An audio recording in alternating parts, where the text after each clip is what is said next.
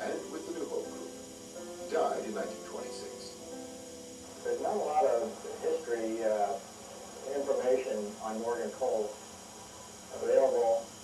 We have, over the 32 years we've lived here in the house that he designed and built, found that neighbors and frequent visitors who are in the area and have been here for some time have information about Morgan Colt and the family.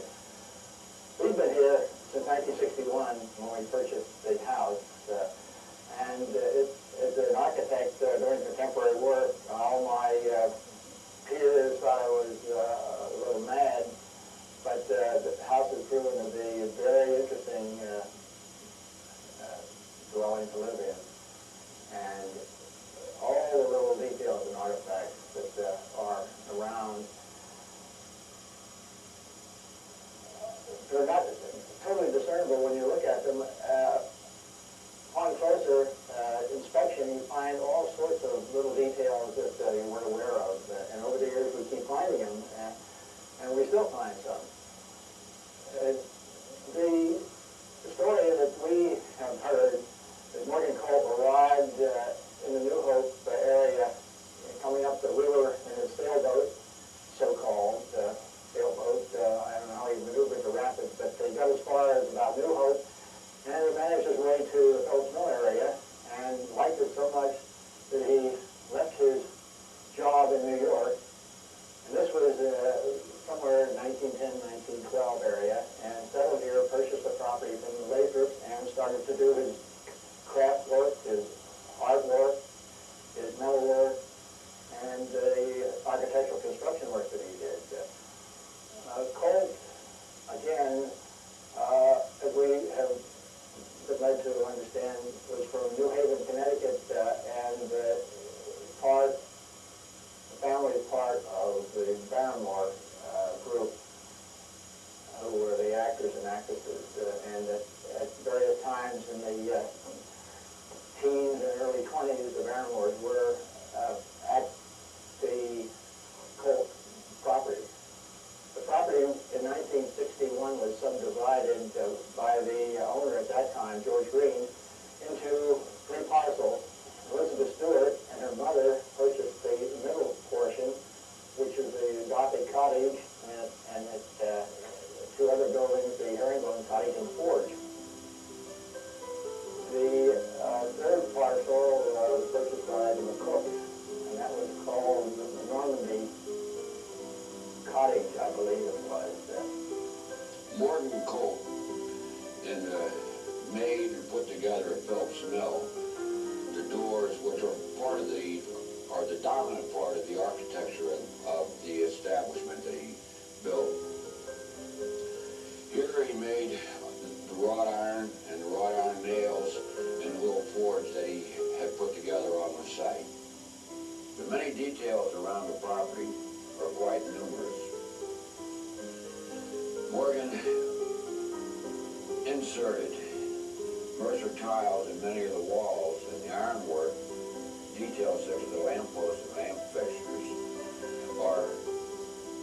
consist of a lightweight metal that he designed and fabricated himself and put together as usable elements. Here we have a door made by Morgan Colt. It's inlaid with gold leaf and painted by Morgan Colt again with cherubs, angels, and dragons. The legend of New Hope evolved around artists which began arriving in the 20th century. Today, New Hope has an international reputation, which started with the Pennsylvania landscape painters and evolved into the modernist era. Just as the traditional painting establishment was riled by the modernists and abstract expressionists, New Hope's art world began to split into 2 camps, abstract or modernist versus conservative traditionalists. Of course, that Armory show in New York started the big battle, and then at that time the National Academy was held at foreground, and modernists weren't having a chance. But as they exhibited more and more and more, there were more and more of them, they got the upper hand. And the critics and the dealers and all were jumping on the bandwagon, and the battle started. But as far as my husband was concerned, he was really very broad-minded. But my husband was invited to the big exhibitions like the Pennsylvania Academy, Carnegie International, and he showed in all the big shows and took a great many prizes. He painted in watercolor up until, sometime, it was in the 30s, early 30s, we were in England. And we spent the summer in Cornwall. We'd go over and see his brother and family and then take off and settle somewhere and paint. And toward the end of our visit, his oils gave out, and he didn't want to buy any more. Traveling by ship with wet oils was quite a job. So he went to an art store and bought some watercolors. And from then on, he found the medium so delightful. And when he came home, he started painting. And there was a freedom in the medium that he didn't have in oils. And he just went to town on it. And he took prizes right and left right away without any struggle at all. So how it finally developed was that he painted watercolors in the summer when the water wouldn't freeze, do oils in the winter. And I remember Bill Nye, when I was running the mill show, came in one Sunday afternoon, and there was a crowd of people there, and he went up and took his painting down off the wall and said, "I will not hang my work with this trash." Well, it had gone, his painting had gone by the jury. It was in the catalog, but it was a good publicity stunt. I tried to stop it, but I didn't get anywhere. So it went, and then B.J.O. Nordfeld did the same thing when we had a little co-op gallery. There was a house in the park then, which is now the parking area of the theater.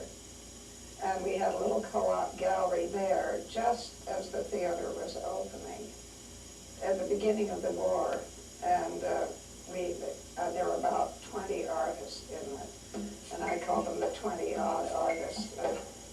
I was running it, and B.J.O. Nordfeld came snorting in one day, looked around and said, "I can't hang my work with this trash," and yanked it out.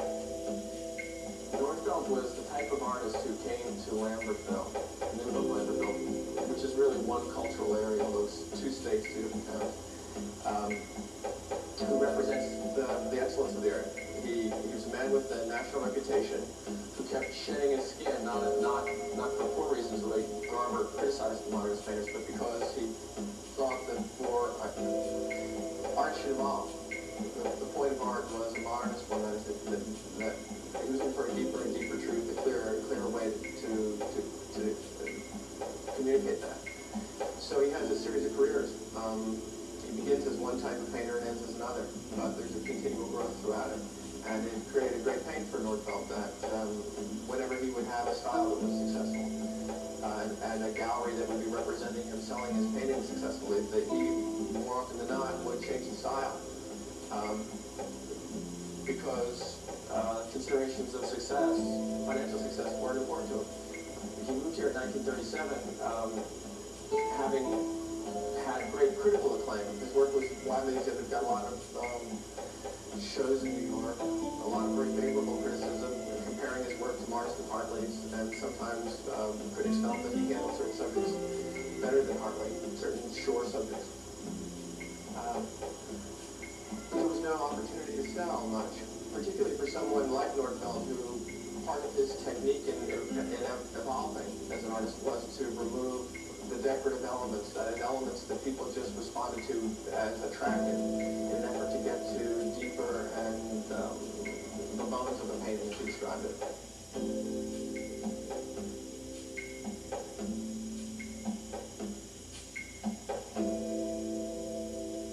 As the modernists became a force to be reckoned with nationally, the modernist population in the New Hope Lambertville area also began attracting many show business personalities and writers.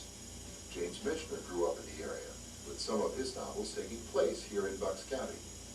Pearl Buck also resided in Bucks County for many years. As more noted personalities in the arts came to New Hope, the village grew as a tourist center, making it a weekend retreat for artists. It developed a reputation as an art center that rivaled Provincetown and Woodstock, New York, two other East Coast art colonies. The Modernists began with experiments by Charles Frederick Ramsey. Ramsey was always interested in avant-garde movements, vanguard movements. As a young man, his mother wanted him to become more academic. Ramsey also, in 1917, became the director of the Minneapolis School of Fine Art, but was fired immediately because of his socialist content of his inaugural speech as director. So he had a double whammy going against him at that time. He was both politically too far to the left, and he was painting in a style that the academies were trying to stamp out. So by 1917, 1918, the windows of opportunity for him within the classical painting world were pretty well closed because of his politics and style. So he remains a New Hope from then on, painting, but painting for most of his life with a very small audience. But then in the early 30s, a whole wave of artists came back into New Hope who had recently left Europe, who had come from America. They were American students who had gone to France and Germany to study with the Modernists and brought back with them all the ideas of the avant-garde, both in lifestyle, but particularly in paintings. And when they discovered Ramsey, who was a generation older, they warmly embraced him as for what he had struggled to define for himself as a painter, and the kinds of work he was doing. And he became the sort of grand old master of modern painting to these painters who were in their 30s. You talk about the artists in town, which were a great attraction to me. When I was a kid, I was invited to a New Year's Eve party at Fred Ramsey's. And Fred Ramsey's was one of the original founders of the art colony here. And he came to New Hope on foot. He walked here. He took the bus or subway or trolley, I guess it was a trolley, to Willow Grove, and then told me that he walked from Willow Grove to New Hope. And my father thought he was the original hippie in town. I said, why do you think that? He said, well, he doesn't cut his hair. He has long hair like Christ, and he wears sneakers. And he said, that's what I would consider to be a hippie. Although the Modernists had established a foothold on the art scene in New Hope and Lambertville, there were still many artists working in the traditional format, because their paintings were more easily understood. Charles Rosen, born in Regenstown, Pennsylvania in 1878, became interested in illustration and moved to New York City to study at the National Academy of Design, eventually studying with William Merritt Chase and Frank Dumont at the New School of Art. Rosen developed an interest in landscape painting. He married Mildred Holden and moved to New Hope in 1903. He became associated with Edward Redfield, and like Redfield, became noted for his snow scenes. But by 1916, Rosen determined he was no longer interested in landscape paintings and began painting in a Cubist realist style.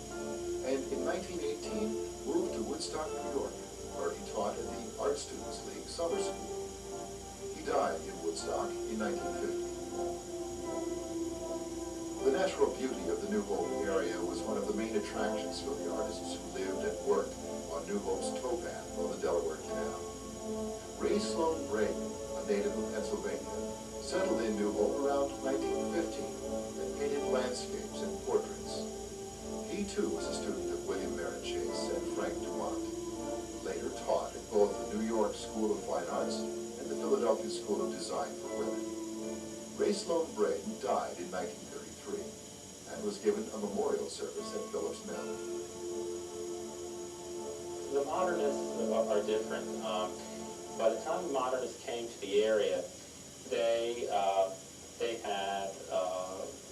didn't come to study landscape painting. Those were the Impressionists. The Modernists came to the area because there already was an art colony. that wanted to be in an art colony, or they didn't want to be in an art colony.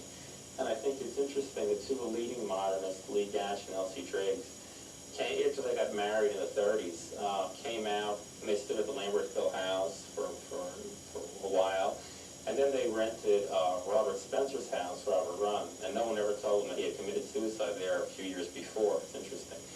And they lived there, and then they finally bought a place in Lambertville called Coon Path. And Elsie told me, and I knew Elsie, I had many interviews with her at the end of her life. She said that she and Lee came to the area, and they were shocked by all these artist studios. They saw the studio lights and everything, and they really didn't want to be part of the local art colony. And they, for example, they never exhibited at Phillips Mill. And they were represented by New York galleries. They just liked the area, and that was it. And Elsie Driggs, when she married Lee, she put her own career in second fiddle. She had already been purchased by the Whitney and had some serious exhibitions in New York, galleries. She was at the Daniel Gallery, New York. And she did stuff with WPA on the kitchen table. Lee had a studio. She worked on the kitchen table. But then they both did post office murals, and they both painted on each other's murals. They worked together at the Lambertville train station, which was vacant at the time. They laid on canvases and painted each other's murals. And during that time, Lee's reputation started to take off, and he was bought by all the major museums at the time. In the 40s, he was collecting a lot. And Elsie's reputation had already been established in the 20s, but she didn't follow it up with major works in the following years. And then she had a baby, and that took her time, too. My mother, on the other hand, was Elsie Driggs. Was a marvelous character. She was 6 years